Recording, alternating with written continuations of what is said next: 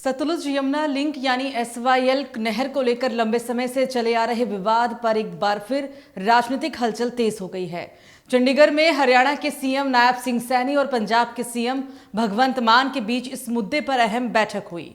बैठक के बाद दोनों मुख्यमंत्रियों ने संयुक्त रूप से मीडिया को जानकारी दी और अपने अपने राज्यों का पक्ष भी रखा। बैठक के दौरान हरियाणा सरकार ने साफ शब्दों में कहा कि एसवाईएल नहर हरियाणा का वैधानिक और संवैधानिक अधिकार है। मुख्यमंत्री नायब सिंह सैनी ने कहा, हरियाणा एक जल अभावग्रस्त राज्य है और किसानों की सिंचाई जरूरतों को पूरा करने के लिए एसवाईएल नहर बेहद जरूरी है।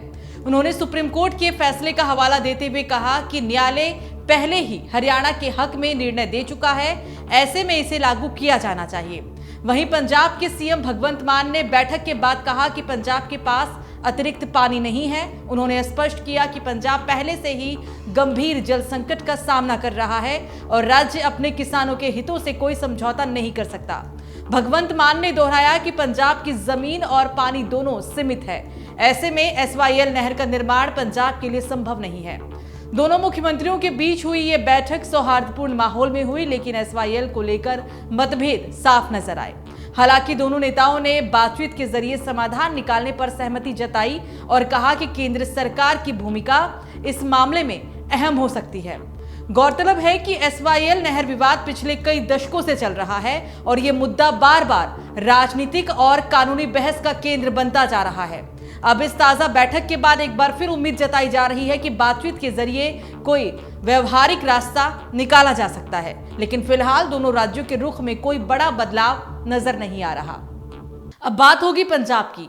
देश भर में सोमवार को 77वां गणतंत्र दिवस उत्साहपूर्वक मनाया गया। पंजाब के राज्यपाल और चंडीगढ़ के प्रशासक गुलाब चंद कटारिया ने फाजिलका में राज्य स्तरीय समारोह में राष्ट्रीय ध्वज फहराया, जबकि मुख्यमंत्री भगवंत मान ने होशियारपुर में तिरंगा फहराया।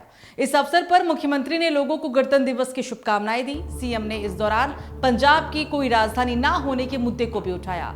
पंजाब के सीएम मान ने कहा कि देश के लिए सर्वोच्च बलिदान देने के बावजूद पंजाब भारत का एकमात्र ऐसा राज्य है जिसकी अपनी कोई राजधानी नहीं है। इस गणतंत्र दिवस पर मैं ये कहना चाहूंगा कि पंजाब और उसकी राजधानी चंडीगढ़ के लिए हम हर संभव प्रयास करेंगे, जो भी आवश्यक होगा हम वो करेंगे।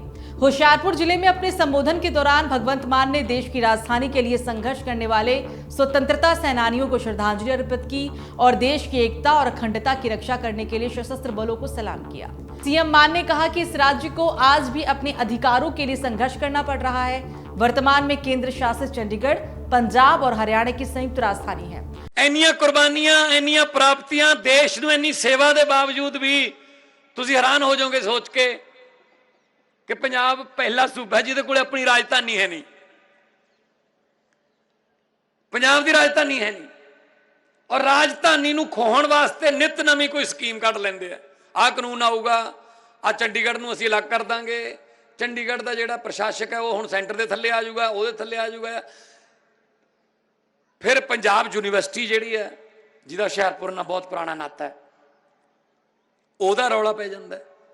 सो मैं अज गणतंत्र दिवस के मौके पर यह भी कहना चाहुंदा कि पंजाब नूं पंजाब की राजधानी चंडीगढ़ जिहड़ी है उहनूं दिवाउण वास्ते भी असीं अड्डी चोटी का जोर लावांगे। जिथे तक जो सानू करना पिया उहदे वास्ते असीं करांगे। मुख्यमंत्री ने राज्य में शांति भंग करने की कोशिश करने वालों को चेतावनी दी और कहा कि उनकी सरकार हर हालत में आपसी सौहार्द और भाईचारे को बनाए रखने के लिए प्रतिबद्ध है।